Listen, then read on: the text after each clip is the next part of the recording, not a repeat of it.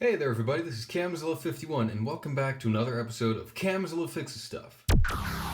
Today we're looking at some new ideas that I found about Chrome. Now remember when I said I was going to try and look into some options for how to restore Chrome? Well, I found out a cool little something while I was patrolling the Facebook groups, and I found this neat little thing called Molotow Liquid Chrome. 20 years edition. This particular one is the 2mm head. This is what I saw another person using, and so I saw his work and I thought I'd try one of these out. And what he did is he tried to restore some chrome to some worn parts, and I wanted to try that myself. Now what I got to work with today is a G1 reissue wind charger and a reissue Jazz. I like to do it on reissues first because at least if I mess up a reissue, it's at least a reissue. And it hasn't traveled 30 years to get into my hands, only to muck it up. After I found out about this stuff, I decided to look into it more, and I found a couple of videos made by the people of Molotow, and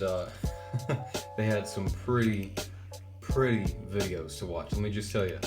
And then I checked the website, the RPF, which is a website that people go to when they make props or costumes. They like to exchange ideas back and forth on the threads there. And somebody there had found this liquid chrome pen. So they were talking back and forth about what's the best purpose for it, how durable is it, how do you remove it, all that kind of stuff. So I'm gonna leave a link in the description below. You guys can check out that whole thread, read up anything else that you need to. Personally, I'm a novice on this, but I did a little bit of research into what chrome really is and how it existed on the original toys. Basically, chrome is achieved when you have a nickel layering and then you go on top of that with something else that brings out the shine. It's essentially metal based, which is why sometimes when you look at chrome, you'll see little brown spots in it. And you're like, how did that get there? It's just paint. Well, it's got a little bit of metal in it that is unfortunately oxidizing out after all that time. And with this case, with Jazz here, let me get a close up. Jazz's poor case is that his protective layer has been worn off, and you can see that it's begun to just strip away the chrome effect there. And what I'm going to attempt to do is take some of this stuff and cover this, and hopefully we'll be able to see a good before and after comparison of if this can accomplish a mirrored chrome effect. Same thing over here with Wind Charger. He's just had it rubbed right off, and we're gonna do a before and after comparison and see what's up. Of course, if you don't want to get too dangerous with everything, I would suggest trying out some of this chrome effect on some other figures. Something that is not as expensive or hard to find. I did a couple of tests. Here is Reveal the Shield Legends Trailbreaker, and what I did for him is I added a little bit of chrome to his front grille right there. It looks really neat. Look at that. Let me zoom in here. Look at the reflectiveness. You can see my fingernail right there in the paint. And it looks really pretty. And all of that is just with a pen. This looks pretty good. This was my first test. Then after that, I took a little Camzilla wind charger and decided to give him a little chrome detail to match with the larger figure. Gave him a little front grille right there, and I gave him his proper thigh chrome. One thing I did want to mention is it takes a little while to dry, because with this, after 12 hours it's supposed to dry. After, I would say a week just to be safe, because after 24 hours I tested this and I re-sandwiched everything together and I left thumbprints there on his thighs. But thankfully this is a teeny tiny little cheap figure, and I can live with that. And it's not that easy to see. So that said, give this plenty of drying time. I mean plenty. Like, don't touch it, don't breathe on it, just let it be. Another example is I took a World's Smallest Optimus Prime and added some chrome here to his headlights and his grille and his front bumper, and a little bit to those smokestacks right there. And it really does a whole lot to try and bring out kind of a miniature yet highly detailed vibe that the World's Smallest toys look best with. Namely with repro labels applied, with one of these rub symbols that I got that are just World's Smallest size. I mean, that's really adorable. And all of those kinds of things can really make one of these look special, really special. Last thing I'll show you is this old boy right here. I chromed up his entire wings. It was a daunting task, and well, oh my gosh, it just looks so cool. I still haven't touched this yet. Here we are. I'm gonna do it on camera so we can see how well this held up. Okay, a thumbprint seems okay. Seems like I'm leaving a little finger oil streakage on it, but other than that, I think it's okay. Just to also let you guys know, there were some little spots like here. You see this little black mark here, and this little black on the edge there, and on the edge over here. Those appeared right after I applied the paint to these. And I know that I covered them. And one of the things that they were talking about on the RPF forum was that this goes through a very strange rubber kind of state as it's drying. It's kind of to make it durable. Well, that's the goal anyway. Because unfortunately, you can't put a top coat over this. As soon as you coat this with like a clear coat, this becomes not a mirror finish anymore. Instead, this just becomes, it looks like silver paint. I haven't tried it myself. I am hesitant to ruin one of my own things, if you know what I mean. But as I'm handling these seem to be doing okay. One thing I just won't at all recommend you try is go at it with a fingernail. I did some paper tests as well. Let me show you this. This is a little swatch card that I made just to kind of test things out and just kind of go back and forth and test the technique that this requires. It's a little marked up because I've tried scratching things and smearing things after numerous, little amounts of time and tests. Also, I hope this shows you that even though you can go back and forth with this pen, you will achieve a smooth coat. I mean, as long as you don't do like a very, very large surface area, I think you'll be fine, especially with like detail like this. This was okay. So what you want to do is you kind of want to pull it up, and it's okay to go a little more overboard than you normally would with any other kind of paint. Just one coat, and that's all. And stop there. I did kickback swings on March 21st at 7:40 p.m. And I also did this at the same time, so I would have this as a reference to how he would be doing. 24 hours later, I noted that it still takes a thumbprint. That was in reference to Wind Charger down there, and it still smears. And I did that on the paper. I didn't think about this until much later, but having done this on paper probably produces different results than if it was on plastic as far as adhesion goes, which definitely might affect my scratch tests here. This was the scratch test after 1 day, after 2 days, and this is a week later. So then again, this might be reliable. I wish I had a piece of plastic that I had done this to instead of a piece of paper. But I did continuously test on these other little things that I had done. With Optimus Prime here, I kept returning to this little underside of his smokestack to try and give little indentations there, and eventually they still did take them. So I would suggest giving a solid week of untouched dry time on these. I just wouldn't want to risk it. Up until a week, it would show signs of still being a little bit delicate to the touch. So give it a good week. So we're going to start with old Wind Charger here first. What you want to do first is just like any kind of rattle can, just give it a good shake, and that'll mix up all of the paint inside. This might take a few seconds, and then after you're done with that, it's just like a, I don't know, a crazy glue kind of marker. So you press down and the paint starts to come out. And don't over apply, just like put a little bit down and then spread it out. And okay, you also want to avoid some streakage. A little bit thick like that. Oh my. A little bit thick like that. And you see, it's going to look like mercury when you lay it down. Now, this will flatten, and it'll make a pure glass surface, and it'll normalize itself in all its mountains and valleys, and then it'll just become a pure sheen. Now we've got that covered. Let's take oh my god. So now that we got that covered, let's go at this knee here. Thankfully, in Wind Charger's case, I don't have to disassemble him, but I'm just going to apply there and all over this little piece, because this piece is showing a little bit of wear, even up here. And then a little bit of touch up down there, and we'll leave that to dry and see how that does. Now let's do the same thing with Jazz here. So, how would be the best way to go about this? I think maybe this would be the best pose for him. So I'm going to go in right here and cover up this section.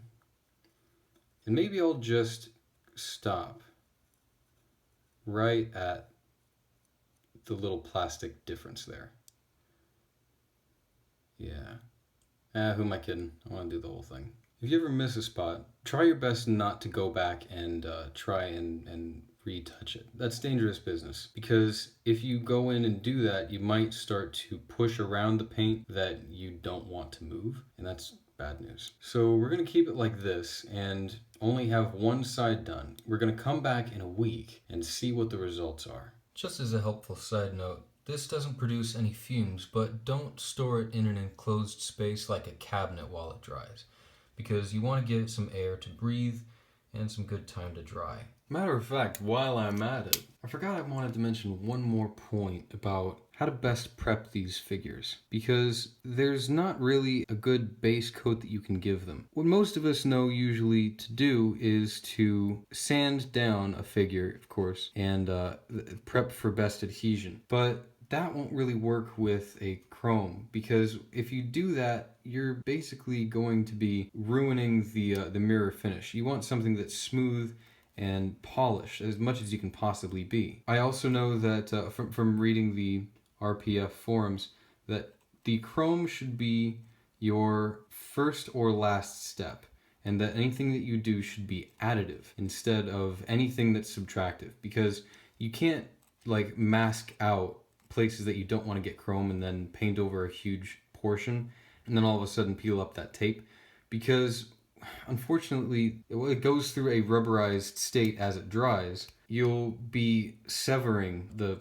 paint itself instead of what you want to be doing. So again, like I said, either make this your first or last step. It's certainly a tricky medium to think about and to figure out how to work with, because it's like you really have to work fast because you don't want it to dry on you before you can do any kind of touch-ups or have sides meet. And now, of course, I'm a little fucked because I can't get in that gray space right past there that I painted this whole thing.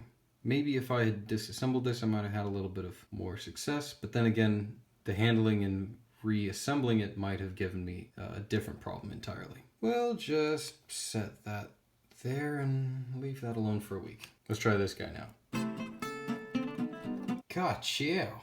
1 week later. And we're back. So it's been a week now, and we're gonna check out to see how that chrome has been doing. First of all, let's look at Wind Charger here. Wow, this is kind of surprising. It looks like the pen here on the right is only slightly less mirror-like than the left side, but only slightly. I mean, already, in the grand scheme of things, this is still really, really good.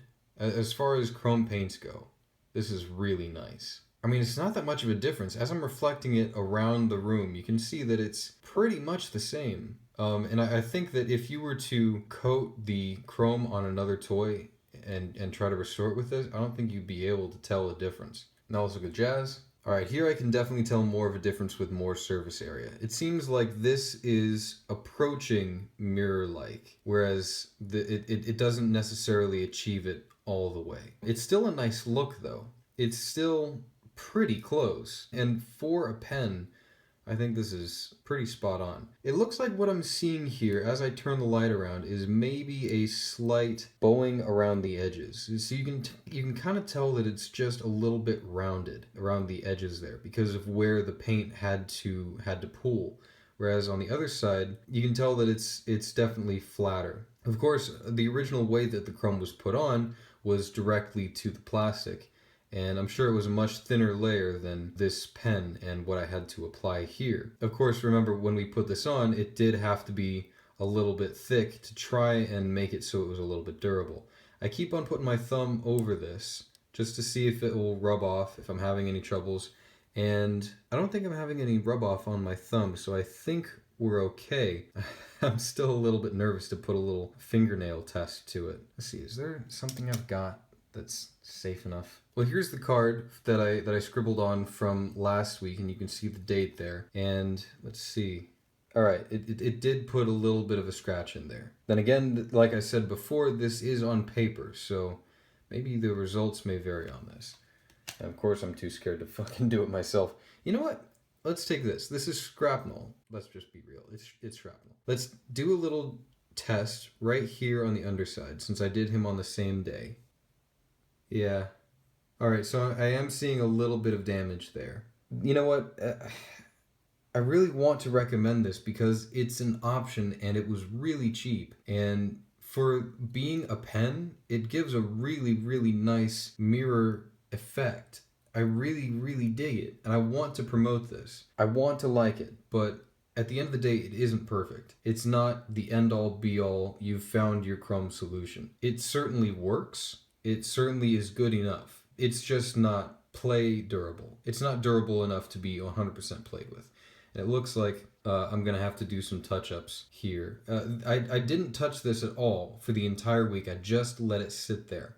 But I think what happened is in the drying process, it's possible that maybe some of the paint congealed together a little bit and then left some exposed areas. Just a theory, not entirely sure. The same kind of thing happened on Kickback's wings over here, where there were some corners around here somewhere where things started to kind of pull together and leave some exposed corners.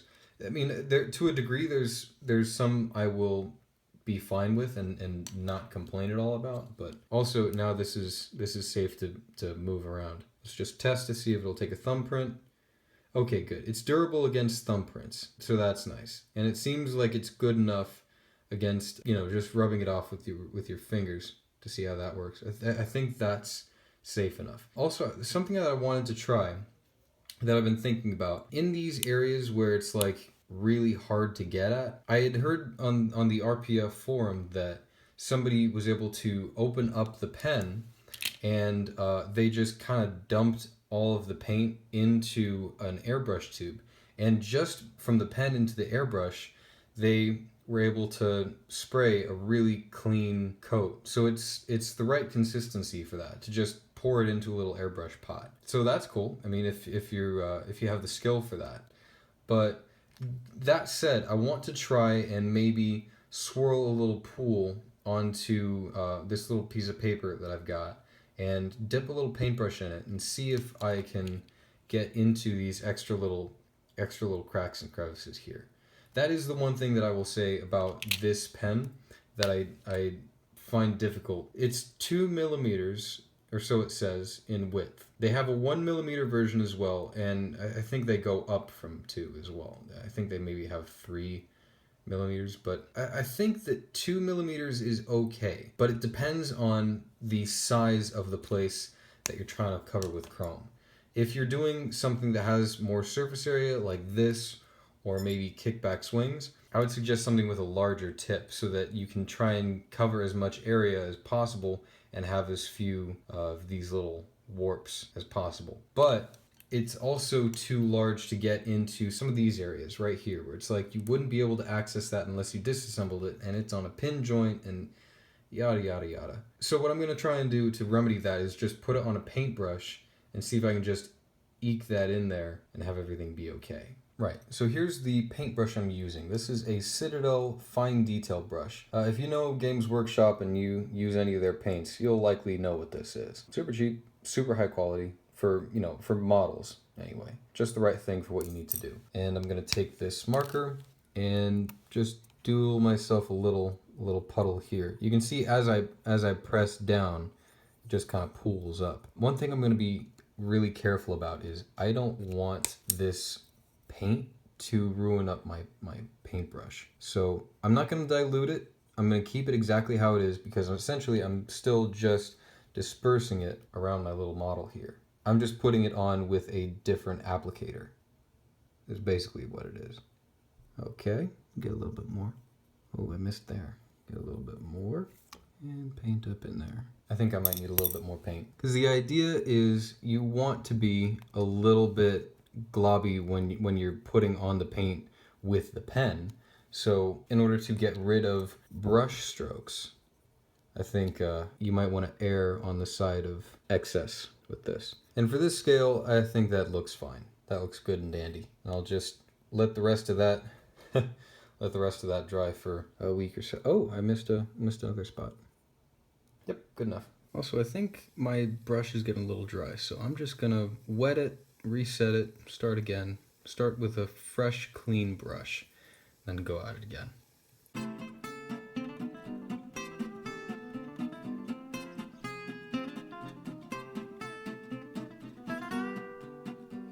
This paintbrush method also seems to be good for touch-up purposes, but one thing I'm noticing is that everywhere that you touch up with a paintbrush on this, it's not as shiny. Because of course you're using something that has more texture and less paint, which unfortunately kind of means that you're not going to have as mirrored of a chrome finish as you'd like to. That said, I think this should only be for edge touch-up work, and that's it. I wouldn't want to try and use a paintbrush as your main application method. I've got this little scuff right here, and that's on a main flat area. It's not necessarily because anything has scratched it, but just because of that peeling away factor, I guess. So I'm gonna have to use this, glob up more than I would usually do for paint, and I'm gonna go on here and try and be as smooth as I can. But as you can kind of see, it's definitely not as perfectly mirrored as the rest of it. Yeah, you can really see the texture there. Hopefully this surprises me, and with drying time, hopefully it goes a little bit smoother. Who knows? We're just gonna kind of see what happens. Now while I'm at it, I know that I've got to do this other foot over here, so I might as well just take care of that now.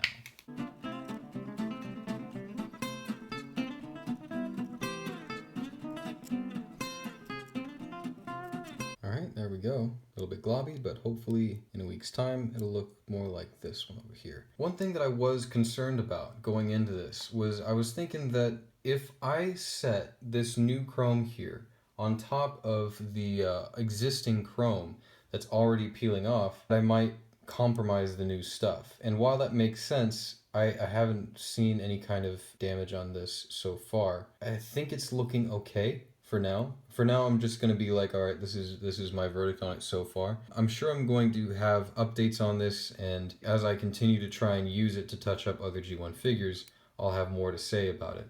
But just the course of 1 week and then 1 night of handling the new effect, I don't think I can confidently say whether this holds up or not. It's looking like it's good enough for looks and a little bit of handling, but I wouldn't say it's completely durable for play. I wouldn't say it's completely solved, completely foolproof, and that my search for a chrome restoration option is completely over. So that said, these are my results for just this pen. It's certainly got a lot of uses. It's one of the best chrome options that I've seen out there. It doesn't require a big elaborate spray setup. It doesn't produce much fumes. I could do this in my own bathroom. It's inexpensive, it's easy to find, so it's definitely the best cheap option that I've found. If I was to find something that's really, really mirrored, I might be able to find something that's an aerosol. But as far as what this is, which is kind of a touch-up restoration thing, on a small scale I think it's great. On a large scale, maybe not. I don't know. Of course, I'm going to keep on looking and see what other options that I find, but this is my verdict for this one. It's good for small detail work. It's good for things that don't have large amounts of surface area. Even though I've pretty much done that with Kickback, I don't know how well that's going to hold up. The durability of this is still in question. It can't be top coated with any kind of Krylon, so it doesn't have the capacity to be buffed up even more, because if you put that on, like I said, it'll remove a lot of that mirror effect. And unfortunately, so far as I've seen, it can't be put onto a sanded or porous surface. That's really unfortunate, because I'd really like to do all that I can to help this stuff stay on. I want this stuff to last, and I don't know if it will. Maybe it might surprise me. I don't have any guarantees on that. From what I've seen with this stuff on my little test sheet, it's not perfect. From what I've seen on the drying time, it seems to miraculously sprout up a few little nicks and scrapes of its own without having been touched. So it's not perfect, but it is something. That's going to be my final word on it. It's not perfect, but it's something. Anyway, I hope you guys have enjoyed this episode of Camzilla Fixes Stuff, and I'll see you next time. I really hope I kept that on camera. Fuck.